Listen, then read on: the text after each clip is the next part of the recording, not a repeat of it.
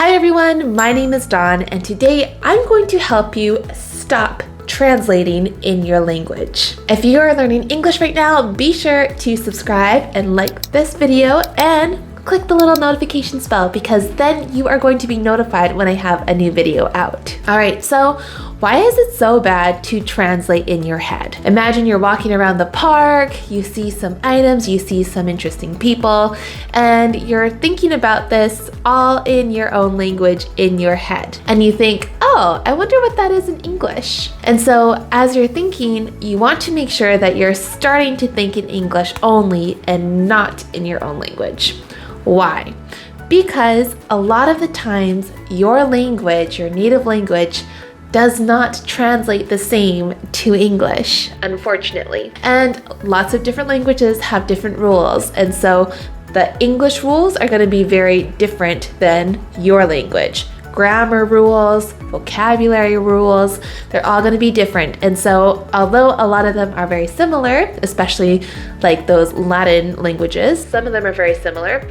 However, it's not always going to be the same. So that's what we're going to focus on in this video. Let's talk about the first thing you can do to stop thinking in your own language. So this is a nice one for those who have very busy lives. I know I have a very busy life.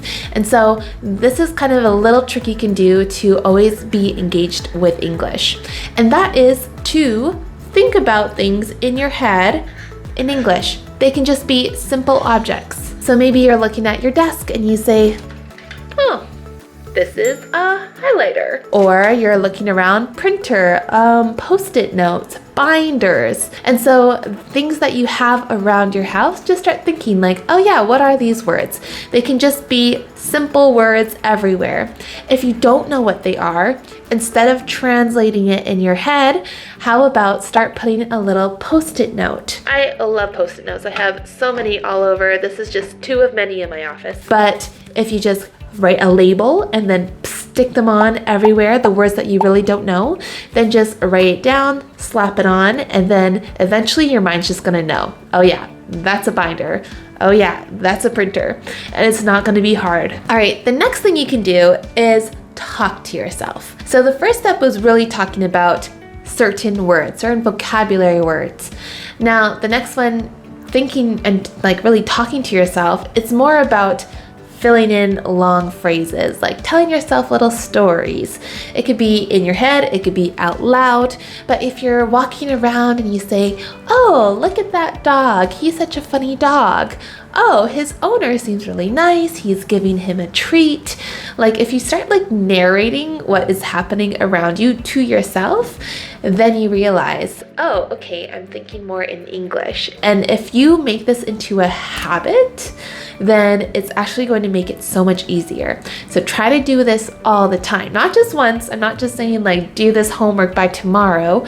I'm saying do this all the time because that habit is going to help you with your actual speaking eventually. And one thing I love to do, and I did this all the time when I still do this actually, like when I want to make sure that I can do my French still, I can speak French properly, I start talking to myself in French. If I'm going to tell a story, then I will tell the same story that I would in French or I would in English with my friends, but I would say it in French to myself because I'm just trying to make sure I still have the flow, I still have the grammar, I still have the words, because when it comes time for me to tell that story, then boom, I already know how to say it in French. And that's the same thing for you in English. Just make sure that you talk and talk and talk to yourself because wow, it's going to make a world of a difference when it comes time to actually speaking to another English speaker. All right, the third one is really good for somebody who is very busy.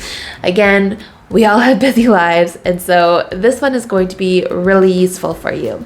And that is picking one thing in your daily routine, change it to English.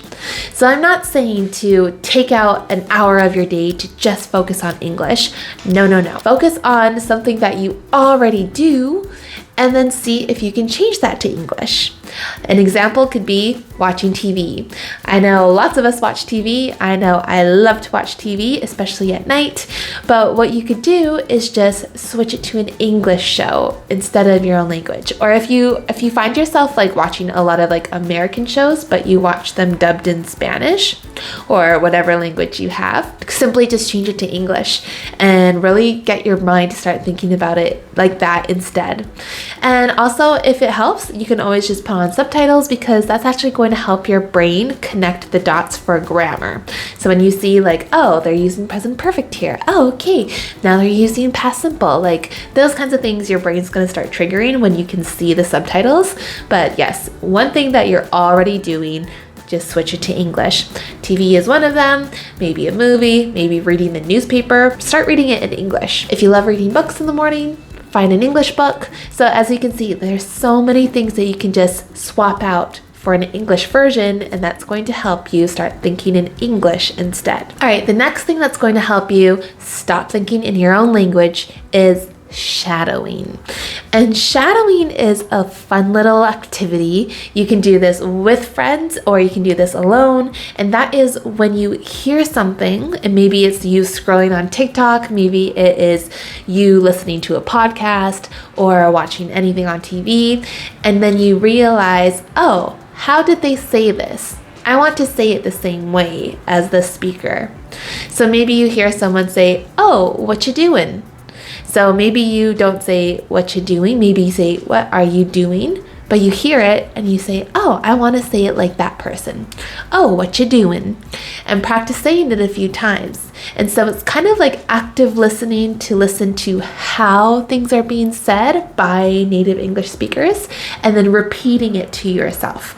And doing that over and over is really going to help you memorize that. It's going to be like muscle memory, so that when it comes time to use those words, it's going to come out so easily. All right, and my last tip, which is kind of tricky because I know it's not accessible to everybody, but if you are planning to travel to an English-speaking country sometime in the near future or in a couple years, whatever, make sure you don't shy away. Don't be shy. Don't be shy to ask questions. If you are staying at a hotel, go ask the front desk person, hey, where is a good place to have like dinner here? Or where can I go to see this attraction? Like ask questions to a native English speaker while you're traveling, because they're not going to care how you speak English. They trust me, they do not care. And it's going to be really good practice for you and to be out of your comfort zone. And if it makes you really nervous, just think about this one thing I always do. It's going to be a person you will never see again, so it doesn't matter how it comes across. So just go out there and talk and you'll be fine. An alternative to this, if you are not able to leave your home country, definitely figure out where the tourist spots are in your city, because maybe you can go out there and maybe you can see a lost tourist and be like, hey, can I help you with something? Or are you lost? Do you need help? And that will start helping you the same way. So definitely go out there. Don't be scared. Again, you're never going to see these people again, likely, or you'll become best friends. Either works. All right, so that is all for today. Remember, start thinking in English and not your own language, and wow, you're going to accelerate so quickly. And make sure to like and subscribe, and I will see you next time.